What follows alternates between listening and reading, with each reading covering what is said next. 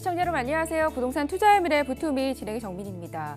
부동산 투자는 다른 거래에 비해서 금액이 크다 보니 결정하는 일이 쉽지가 않습니다. 신중에 신중을 기해야 하는 일인데요. 그러다 보니 가장 중요한 이 타이밍을 놓치는 경우도 많습니다. 투자하는 것에 있어서 가장 중요한 것 중에 하나가 바로 타이밍이고요. 또 하나 중요한 것이 바로 확실한 전문가의 조언이 아닐까라는 생각이 듭니다. 저희 오늘 부동산 투미에서 여러분들에게 확실한 투자 조언을 해드릴 수 있는 전문가와 함께하도록 하겠습니다.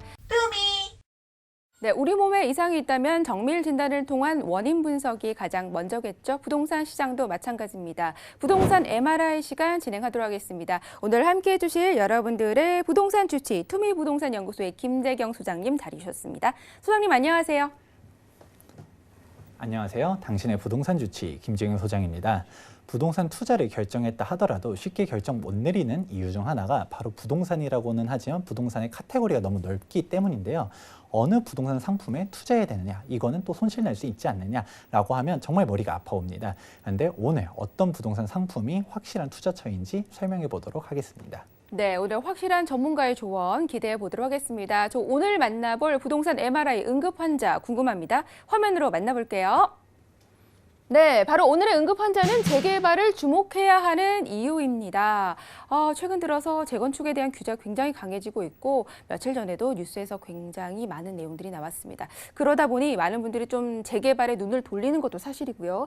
실질적으로 시세 차익을 많이 볼 수 있는 것도 재개발이라는 것까지는 많은 분들이 좀 알고 계신 것 같아요. 그래서 이 부분에 대해서 조금 더 한 번 더 짚어주시는 시간을 갖도록 하겠는데요. 소장님께 질문 드리겠습니다. 재개발에 주목을 해야 하는 이유 어떤 것들이 있죠? 우선 간단하게 보면 시청자분들도 아마 아실 거예요. 지금 현재 대외 경기가 너무 불확실성에 빠져 있습니다. 그렇다 보니까 뭐 미중 무역 전쟁이라든지 한일 무역 전쟁이라든지 너무 복잡해요. 대한민국의 경기도 너무나도 안 좋고요. 그렇다 보니까 가장 먼저 흔들리는 게 바로 수익형 부동산이라고 할 수 있습니다. 대표적인 게 상가, 그리고 꼬마 빌딩 이런 부분들이 있는데요. 저희가 저번 시간에도 수익형 부동산에 대한 위험성 한번 얘기해 드린 적이 있었는데 이런 상품들도 투자하면 안 된다. 그러면 또다시 그럼 오피스텔이나 뭐 신축 빌라 투자 많이들 하시잖아요. 이런 부분들도 사실 투자해가지고 큰 돈 벌기가 어렵습니다. 그러면 도대체 어떤 거를 투자해야 되느냐? 아파트밖에 없느냐라고 하면 아파트는 또 너무 높은 것 같아요. 가격이 좀 많이 올라간 거 아니냐? 여기서 얼마가 더 올라가 있느냐?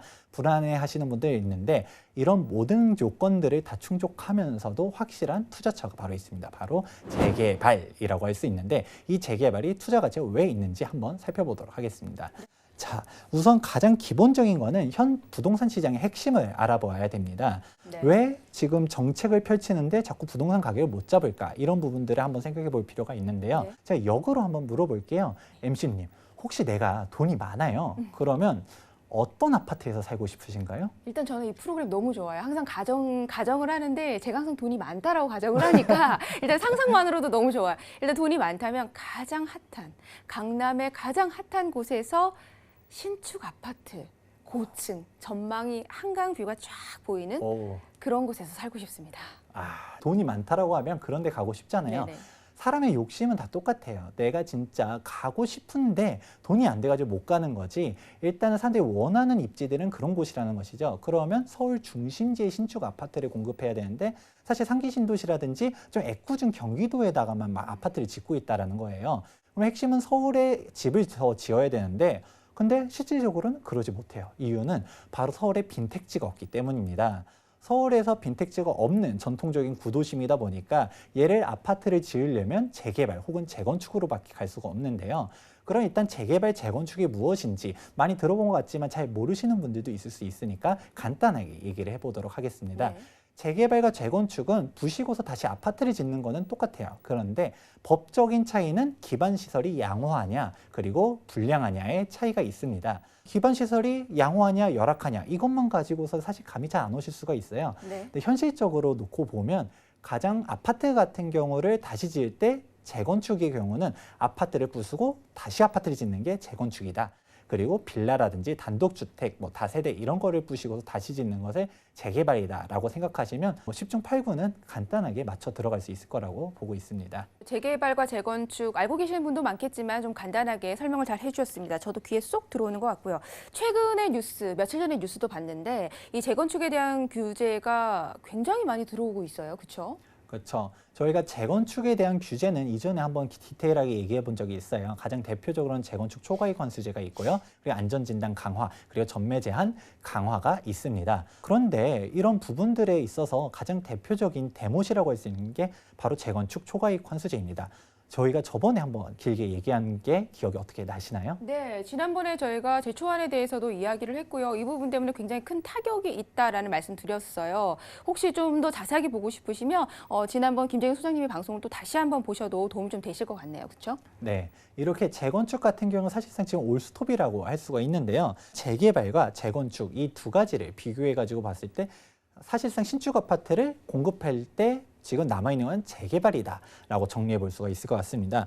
그럼 재개발과 재건축을 한번 표를 비교해 보도록 하겠습니다. 말 그대로 재건축 초과이익 환수제이기 때문에 재건축에만 해당되지 재개발이랑은 해당 사항이 없고요. 그리고 또 하나, 전매 금지 같은 경우도 재건축 같은 경우는 조합 설립나자마자 등기 시까지 전매가 금지인데 재개발은 전매 금지 규정이 있긴 한데 현재로서는 유예 기간에 걸려 있어서 전매가 금지되어 있는 재개발 조합이 현재로서는 하나도 없다는 사실 알아두시면 좋을 것 같네요. 현재 신축 아파트를 받을 수 있는 거는 현재 구역 지정이 되어 있는 재개발 단지뿐이다라고 정리해 볼 수가 있습니다. 소장님의 말씀을 좀 듣고 보니 아무래도 신축 아파트는 재개발뿐이고 또 재개발에 그렇기 때문에 투자를 해야 된다라는 말씀으로 좀 귀결이 되는 것 같습니다. 자, 그런데 한 가지 우려스러운 게 있습니다. 이번 정부가 분양가 상한제를 도입한다고 하잖아요. 이 부분 때문에 부동산 시장도 많이 술렁이고 있는 상황인데 재개발은 좀 우려가 없을까요? 어떤가요? 네, 일단 분양가 상한제에 대해서는 이전에 한번 설명을 해드린 적이 있었는데 이번에도 간단하게 핵심만 얘기해 보도록 하겠습니다. 일단 분양가 상한제가 무엇이냐라고 하면 땅값 그리고 건축비, 건설업체의 적정 이윤을 반영한 이 금액으로만 분양을 해야 되지 그 이상으로는 분양을 하지 못하도록 상한선을 준 게 바로 분양가 상한제입니다. 자, 근데 분양가 상한제는 이미 있어요. 공공택지 같은 경우는 적용이 되고 있거든요. 근데 민간택지에 적용되기 어렵자 이번에 국토교통부에서 8월 12일에 발표한 내용을 보시게 되면 우선 가장 큰 게 물가 상승률 2배를 초과하는 지역을 그냥 투기과열 지구기만 하면 지정할 수 있도록 바꿔놨습니다. 이 투기과열 지구고 나머지 3개 요건 중 하나를 충족하면 민간택지도 분양가 상한제로 지정할 수 있다라고 얘기를 했는데요. 그리고 또 다른 포인트 중 하나가 바로 분양가 상한제 소급입니다. 이거에 대해서도 사실 논란이 정말 많습니다. 뭐 위헌이다, 소급하면 말도 안 된다 이런 얘기들이 있지만 사실상 저는 이전에 소급할 거라고 얘기를 했었는데요. 왜냐하면 목표가 강남 재건축이었기 때문입니다. 강남 재건축을 왜 목표로 하는지에 대해서는 이번에 8월 12일에 발표한 국토교통부의 내용을 보셔도 알 수 있는데요. 현 정부는 지금 부동산 시장에 교란을 주는 것이 바로 강남, 즉 중심지의 분양가가 높게 형성되고 또 청약이 과열되면서 주변 시세들도 영향을 준다라고 보고 있습니다. 그렇기 때문에 강남 재건축을 규제할 필요성이 있지만 사실상 이미 강남 같은 경우는 재건축 초과이익 환수제 때문에 실질적으로는 진행이 다들 멈춰 있다라고 할 수 있습니다. 하지만 피한 데들은 어디냐? 바로 관리처분 인가를 2017년도 말까지 받은 데들인데요. 얘네들 같은 경우는 제초안과 걸리지 않기 때문에 진행이 되고 있었지만 분양가를 자유롭게 측정하기 위해서 허그에서 우회 규정을 하고 있었던 거를 피해서 후분양제를 하겠다라고 얘기가 나오는 시점이었습니다. 그런데 얘네들을 막기 위해서는 입주자 모집 공고일로 소급을 해가지고 적용을 시키겠다라는 게 강남 재건축을 핀포인트적으로 규제를 하려는 목표다라고 할 수 있습니다. 그렇기 때문에 지금 강남 재건축 단지들은 정말 타격을 받았다라고 할 수 있는데요. 이전에 재건축 초과이익 환수제에 대해서 얘기할 때도 재초안을 피한 마지막 재건축들, 얘네들이 강남의 마지막 신축 아파트로서의 희소성을 가지고 될 테니까 얘네들은 투자하면 정말 좋다라는 얘기를 했었는데 얘네들이 지금 분양가를 고분양가를 못하게 되면서 분양가 상한제 통제를 받게 되니 조합원들이 추가 분담금 우려가 정말 높게 되는 거고요. 지금 직격탄을 받아서 지금 시점에서는 투자가 참 여의치 않다라고 할 수가 있습니다. 네, 제초안의 막차를 탄 재건축 단지에 대한 설명은 저희가 이전에도 좀 드렸고요. 근데 좀 상황이 바뀌어서 정말 사면 초과에 이르는 상황이 아닌가라는 생각이 듭니다. 자, 분양가 상한제 추진 계획과 지정 절차는 어떤지 궁금합니다. 설명해 주시죠. 네, 이번에 국토부에서 발표한 내용은 10월 초에 이제 개정안이 완료가 되면 국토부에서 지금 현재 얘기가 나오고 있는 게 물가 상승률이 높다든가 주택 과열 우려가 있는 부분 같은 경우에 주거정책심의위원회에서 지정을 하겠다라고 합니다. 그럼 그때 가서 본격적으로 분양가 상한제에 적용이 되는 데가 어딘지를 알 수 있게 될 텐데요. 가장 얘기 많이 나오는 게 사실상 강남 4구 등 핀포인트로 서울 중심지를 규제하겠다라는 얘기가 가장 많이 나오고 있습니다. 그렇군요. 정확한 것은 10월이 지나봐야 알겠지만 뭐 강남 4구만 지정이 된다면 그렇다면 그 외의 지역들은 반사 이익을 좀 볼 수 있는 건가요? 어떤가요? 네, 맞습니다. 뭐 강남 4구만 지정된다라고 하면 강북이라든지 강남 4구 외의 지역 같은 경우는 정말 반사 이익을 받을 수가 있겠죠. 하지만 이게 너무 명확하다 보니까 서울 전역을 지정할 가능성도 없다라고는 할 수가 없는데요. 하지만 이렇게 지정된다라고 해서 재개발이 정말 끝난 것은 아닙니다. 바로 이번 발표 내용 중에서 바로 전매금지 기간을 한번 보시면 좋을 것 같습니다. 지금 이렇게 분양가 상한제를 적용받게 되는 곳에서 일반 분양을 받게 되게 되면 최대 10년 보유, 5년 거주 요건에 맞춰야지만 매도할 수 있도록 지금 입법 예고를 했습니다. 이렇다 보니까 가지고 있다라고 해서 쉽게 사고 팔고 할 수가 없다라는 건데요. 이거에 따라서 지금 재개발 조합원에 대한 물건의 희소성이 늘어난다고 할 수 있습니다. NC님한테 한번 질문 드려볼게요.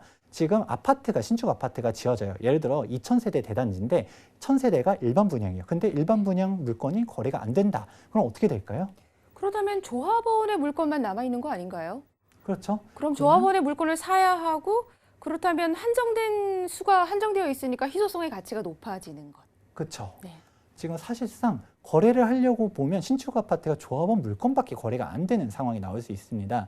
당연히 분양가 상한제가 발표가 되게 되면 추가 부담금에 대한 리스크는 있을 수 있죠. 그거만큼 프리미엄이 조정될 수는 있어요. 하지만 아파트가 완공되고 나면 지금 거래가 가능한 주택이 조합원 물건밖에 없기 때문에 사실상 입주 후에는 더 큰 시세 차익을 볼 수 있을 거라고 보고 있습니다. 네, 결국은 조합원의 물건 희소성의 가치가 높아진다까지 설명을 해주셨습니다. 설명을 들으면 들을수록 왜 재개발에 투자를 해야 되는지 잘 알 것 같은데요. 마지막으로 정리를 좀 부탁드릴게요. 네, 결국은 핵심은 서울의 신축 아파트가 희소하다. 그런데 서울의 신축 아파트 공급이 될 수 있는 재개발, 재건축 중에서 재건축을 칼질당하다 보니까 남아있는 거는 재개발밖에 없다라고 할 수가 있습니다. 설령 분양가 상한제가 적용이 되더라도 일반 분양분이 10년 보유, 5년 거주 요건이 생김으로써 사실상 거래가 가능한 건 조합원 입주권밖에 없기 때문에 사실상 입주한 다음에도 조합원 물건의 희소성, 그 가치는 높아진다라고 정리해 볼 수가 있겠네요. 네, 현 시점에서 가장 실패하지 않는 투자처가 재개발이라는 말씀 확신을 주시면서 마무리를 해주셨습니다. 이야기를 들어보니 정말 매력적인 투자처 바로 재개발이 아닌가라는 생각이 듭니다. 재개발에 대한 인식 개선에 많은 도움이 되셨으면 좋겠습니다.